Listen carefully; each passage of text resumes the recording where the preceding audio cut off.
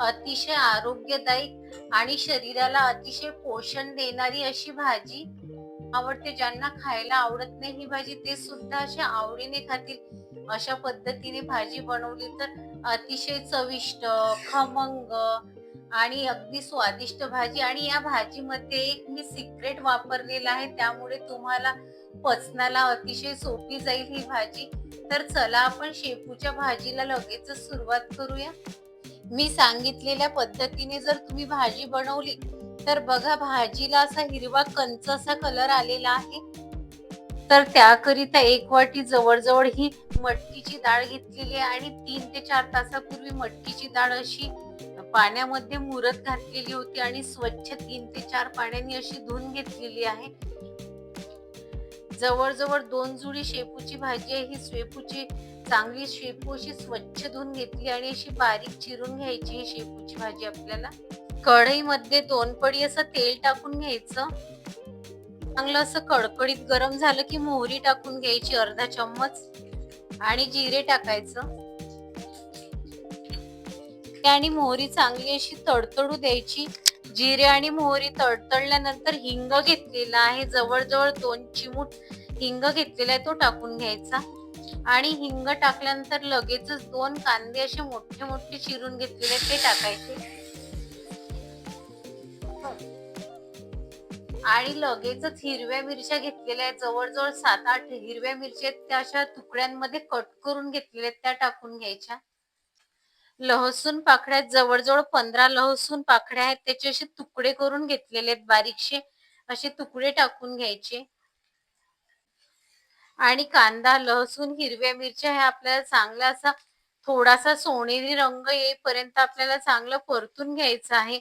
यामध्ये आपण हिंगाचा उपयोग केला ना, हिंगाचा उपयोग शेपूच्या भाजीमध्ये केल्यामुळे ना पचनाला सोयीची होते ही भाजी.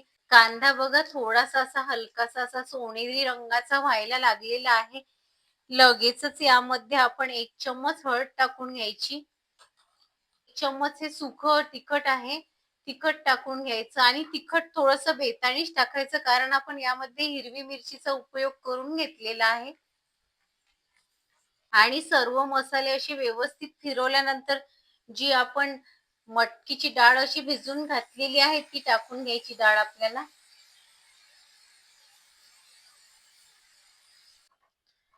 डाळ अशी मस्त अशी फिरून घ्यायची.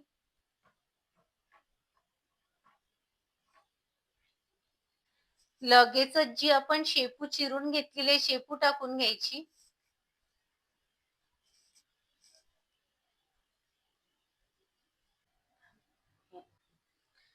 शेपू टाकल्यानंतर भाजी अशी चांगली फिरून घ्यायची. आता जरी तुम्हाला ही कढईभर भाजी अशी दिसत असेल, पण थोडीशी अशी शिजल्यानंतर भाजी अशी कमी होऊन जाते, दबल्या जाते भाजी ही वाफेमुळे. चवीनुसार मीठ टाकून घ्यायचं. असं चांगलं सर्व असं मिक्स झाल्यानंतर एक 5 ते 10 मिनिट आपल्याला भाजी अशी 10 मिनिट शिजून घ्यायची आहे बारीक गॅसवर. जवळजवळ एक 10 मिनिट झालेले आहे. सुवास पूर्ण घरामध्ये दरवळत आहे भाजीचा. शेपूच्या भाजीमध्ये हिंगाचा उपयोग केल्यामुळे ज्यांना ढेकर येत असतात ही भाजी खाऊन त्यांना ढेकरचा त्रास होत नाही. तर शेपूच्या भाजीमध्ये हिंगाचा उपयोग नक्की करा तुम्ही. भाजी मस्त अशी शिजलेली आहे.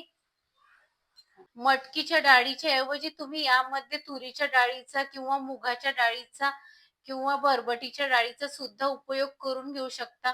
पण मटकीच्या डाळीमध्ये शेपूची भाजी बनवली ना तर चव फार छान येते. एक वेळ तरी तुम्ही मटकीच्या डाळीमध्ये अशी शेपूची भाजी नक्की करून बघा. अशा पद्धतीने अगदी सोप्या पद्धतीने ही शेपूची भाजी तयार झालेली आहे. अतिशय आरोग्यदायी अशी शेपूची भाजी तयार झालेली आहे. तुम्ही सुद्धा एक वेळ अशा पद्धतीने भाजी करून बघा. जे न आवडते, ज्यांना खायला आवडत नाही ही भाजी, ते सुद्धा अशा आवडीने खातील. अशा पद्धतीने भाजी बनवली तर. आणि लहान मुलांना टिफिन मध्ये नक्की बनवून द्या अशी भाजी. शेपूच्या भाजीची रेसिपी व्हिडिओ तुम्हाला जराही आवडला असेल तर तुमच्या मित्रांमध्ये लाईक, शेअर आणि सबस्क्राईब करायला विसरू नका.